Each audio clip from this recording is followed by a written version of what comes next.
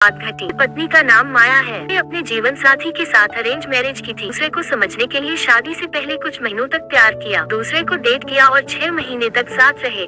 और हमने वो सभी चीजें की जो दूसरे लोग पसंद करते हैं, जैसे कि अपना बनाना, दूसरे को समझना। हमने एक दूसरे की सभी इच्छाएं समझी, सभी इच्छाएं मुझे मालूम थी। एक दिन हमारी शादी हो गई और शादी के कुछ महीनों बाद हमारा रिश्ता जटिल हो गया और धीरे धीरे समय के साथ रिश्ता टूटे। मुख्य कारण मेरी पत्नी है। मेरे जीवन साथी ने मुझे धोखा दिया। ऐसे ही एक बॉयफ्रेंड था, लेकिन परिवार के दबाव के कारण वो मुझसे शादी करने को तैयार हो गई। लेकिन ये बातें उसने मुझे शादी से पहले नहीं बताई, जिससे शादी के बाद मुझे धीरे धीरे सब पता चल गया। शादी का आनंद और बदलते रिश्ते। एक दिन मुझे पता चला कि वह अपने बॉयफ्रेंड से कभी कभार मिलती है, उसके साथ होटल जाओ और वहाँ सब कुछ करो। मुझे इसकी जानकारी नहीं है। इस प्रकार वे छिड़क प्रेम करने लगे मुझसे शादी करने के बाद भी। फिर एक दिन जब वह होटल में पकड़ा गया और मैं उससे इस बारे में पूछने, मुझे दोषी ठहराना शुरू कर दिया और मेरे परिवार के साथ परेशानी शुरू कर दी। कुछ समय बाद वह अपने बॉयफ्रेंड से खुलकर प्यार करने लगी और मेरी आंखों के सामने अपने बॉयफ्रेंड के साथ घूमने लगी, उससे प्यार करने लगी और यह सब जारी रखा। तलाक का निर्णय और साझा की गई बातें। समय बाद एक दिन वह अपने प्रेमी के साथ घर से भाग गई। मैंने उसे वापस लाने की कोशिश नहीं की और उसका बिल्कुल भी पीछा नहीं किया, क्योंकि मुझे लगता है कि जिनका प्यार झूठा होता है वो कभी साथ नहीं रह पाते। जिनकी बॉन्डिंग सही नहीं है,